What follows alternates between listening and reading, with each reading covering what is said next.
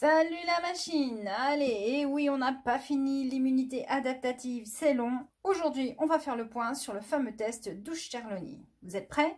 C'est parti!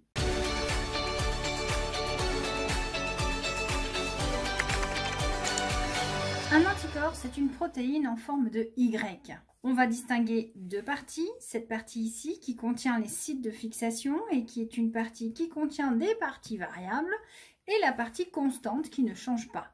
On va distinguer dans l'anticorps deux chaînes lourdes et deux chaînes légères. Les chaînes lourdes sont constituées de 1, 2, 3, 4 parties. Une région variable appelée VH, H pour Heavy, chaîne lourde, CH1, CH2, CH3. C pour constante, H Heavy, partie 1, 2 et 3. Les chaînes légères sont constituées d'une partie variable et d'une partie constante. L'association de la partie variable des deux chaînes constitue un site de fixation. Et comme nous sommes ici dans une structure protéique, nous avons donc des acides aminés. Certains acides aminés peuvent lier des liens avec d'autres acides aminés. C'est ce qui fait que nous avons ici, dans le site de fixation, ce qu'on appelle des CDR, des Complementary Determining Regions.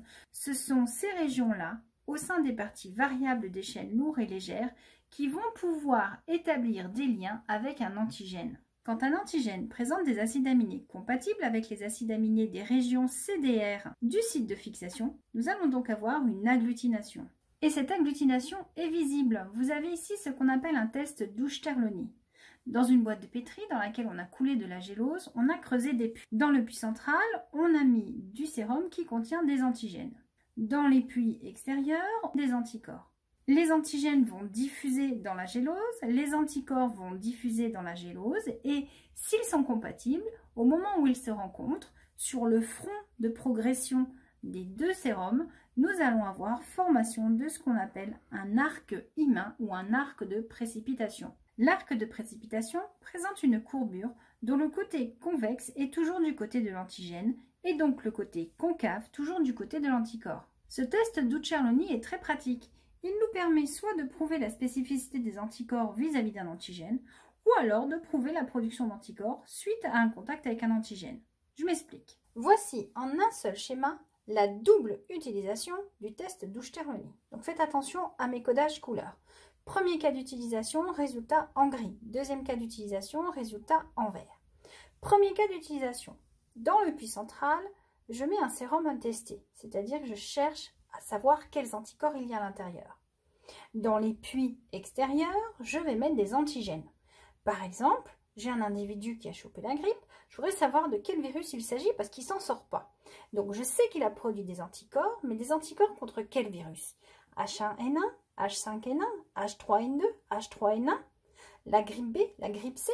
Vous voyez, il y a plusieurs grippes. Donc, le technicien de laboratoire va mettre des antigènes dans les puits extérieurs, le sérum de l'individu au centre, il va laisser le test se réaliser et il va observer ici un arc de précipitation entre le puits central contenant le sérum de l'individu malade et le puits E qui contient l'antigène de la grippe B. On peut donc dire ici que notre individu qui était malade a attrapé la grippe B et non pas les autres grippes. Donc en mettant le sérum avec les anticorps dans le puits central, on peut vérifier la sérologie d'un patient, mais on peut également prouver la spécificité des anticorps vis-à-vis d'un antigène. Vous pouvez mettre ici des anticorps vis-à-vis d'une protéine donnée, vous mettez la protéine correspondante ici, vous mettez d'autres protéines ici, et vous vérifiez qu'effectivement les anticorps ne réagissent qu'avec celle-ci. Deuxième cas d'utilisation, cette fois vous faites l'inverse. Vous mettez dans le puits central un antigène connu et dans les puits extérieurs, vous mettez des sérums d'individus pour lesquels vous cherchez s'ils ont, oui ou non, développé des anticorps contre cet antigène. Par exemple, le virus VIH.